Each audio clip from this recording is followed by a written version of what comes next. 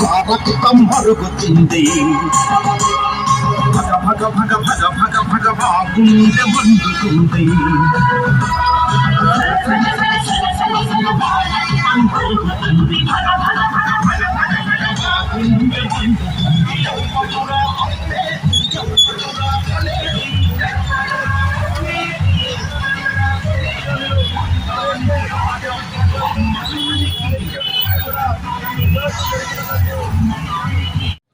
నిర్వహించడం జరుగుతూ ఉంది. ఎందుకంటే 8వ తారీఖుని మన నరేంద్ర మోడీ గారు విశాఖపట్నం పర్యటన సందర్భంగా ఎందుకంటే 8వ తారీఖుని ఆ మీటింగ్లోనే ఈ యొక్క వైజాగ్ స్టీల్ ప్లాంట్ని మన శైలిలో కలపాలని మా ప్రత్యేకమైన డిమాండ్ కాబట్టి ఆ డిమాండ్ ఆయన ప్రకటన చేస్తారని ఈ సందర్భంగా డిమాండ్ చేస్తూ ఉన్నాం. ఎందుకంటే ఈరోజు గత 4 సంవత్సరాల నుంచి మాకు శాలరీలు లేవు.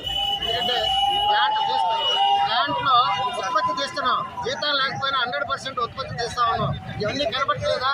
స్టీల్ మినిస్టర్ గారు మీరు వచ్చారు, చూశారు ఇక్కడ సమస్యలన్నీ.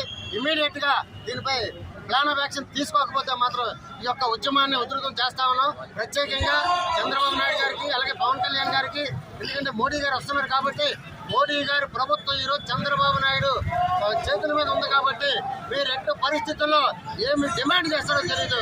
మెయిన్ ఇష్యూగా ఈరోజు ఆర్ఐఎన్ఎల్ జైల్లో కలపాలని మా ప్రధాన డిమాండ్ని, కార్మిక డిమాండ్ని మీరు ఒప్పించి మోడీ చేత ప్రకటన చేయిస్తారని మేము సవినీయంగా కోరుతున్నాం.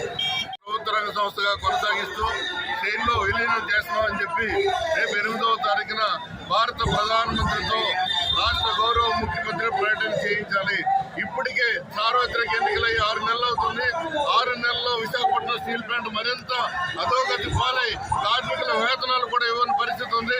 ఉత్తరాంధ్ర జీవనాడి అయినటువంటి విశాఖపట్నం స్టీల్ ప్లాంట్ ని ప్రభుత్వ రంగ సంస్థగా కొనసాగిస్తామని చెప్పి ప్రధాని ప్రకటన చేయకపోతే రేపు జరగనున్న పండుగలో, సంక్రాంతి పండుగలో, భోగి పండుగ రోజు భోగి మంటల్లో మీ కటౌట్లన్నీ కూడా తగలబెట్టడం జరుగుతుంది.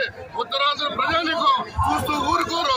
ఇప్పటికే సమయంలో పాటిస్తూ 4 సంవత్సరాలుగా అనేక ఇబ్బందులు పడి అనేక ఆంక్షలు కేంద్ర ప్రభుత్వం విధించిన ఆంక్షలకు విశాఖపట్నం స్టీల్ ప్లాంట్ దారుణమైన పరిస్థితిలో ఉంది. కాబట్టి ఇప్పటికైనా సరే ఈ సంక్రాంతి పండుగ వేళ మీరు మంచి సూచకంగా ప్రధానమంత్రితో ప్రకటన చేయించాలి.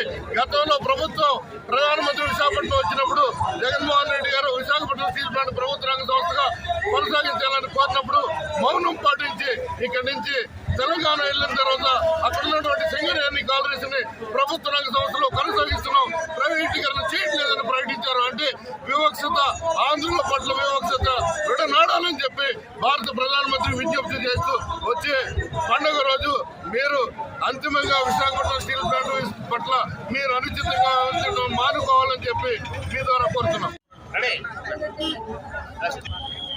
రైతుల భూమి త్యాగాలతోటి ఎంతో పోరాటం విశాఖపట్నం స్టీల్ ప్లాంట్ ని 100% అమ్ముతామని చెప్పి గత 4 సంవత్సరాల క్రితం మోడీ ప్రభుత్వం నిర్ణయం తీసుకున్న దగ్గర నుంచి విశాఖ ఉక్కు కార్మికులు, ఉద్యోగులు, మొత్తం ప్రజా సంఘాలు, నిర్వాసితులు పెద్ద ఎత్తున పోరాడుతున్నప్పటికీ ఈ రోజు కూడా ఈ స్టీల్ ప్లాంట్ ని అమ్మేయాలనే ఒక దుర్మార్గ ఉద్దేశంతో గత 3 సంవత్సరాల నుంచి కూడా ఎటువంటి సహాయం చేయకుండా, వర్కింగ్ క్యాపిటల్ ఇవ్వకుండా, రా మెటీరియల్ ఇవ్వకుండా ఈ కంపెనీ నష్టాలు పాలు చేసింది కేంద్ర ప్రభుత్వం. అయినా మేము తగ్గేది లేదు. ఎందుకంటే ఇది ప్రాణ త్యాగాలతో సాధించుకున్నాం. ఆ రోజు వచ్చింది మళ్ళీ ప్రాణ త్యాగాలతోటే మళ్ళీ స్టీల్ ప్లాంట్ కాపాడుకుంటాం. మోడీ గారికి ఒకటే విన్నవిస్తున్నాం. మేము ఈ ఉద్యమం 4 సంవత్సరాలు అవుతుంది. 1425 రోజులు నుంచి చేస్తున్నాం. ఈ యొక్క 8వ తారీఖు మీరు వస్తున్నారు కాబట్టి ఈ యొక్క ఉద్యమాన్ని ఫుల్ స్టాప్ పెట్టండి. మీరు విశాఖపట్నం స్టీల్ ప్లాంట్ శైలిలో కలుపుతామని, పూర్వ వైపు తీసుకొస్తామని, వీళ్ళు మైన్స్ కేటాయిస్తామని ఏది నిర్ణయం తీసుకున్నారో ప్రైవేటీకరణ చేస్తామని ఆ నిర్ణయం వెనక్కి తీసుకోవాలని చెప్పి ఒక ఉక్కు పోరాట కమిటీ పెద్ద ఎత్తున డిమాండ్ చేస్తుంది. ఈ ఉద్యమం అనేది ఇంకా ఉద్యమం జరుగుతుంది. మీరు 3 సార్లు వచ్చారు. విశాఖపట్నం స్టీల్ ప్లాంట్ ఎటువంటి కూడా చేయలేదు. ఈ రోజు 55,000 కోట్ల ట్యాక్సులు కట్టాం.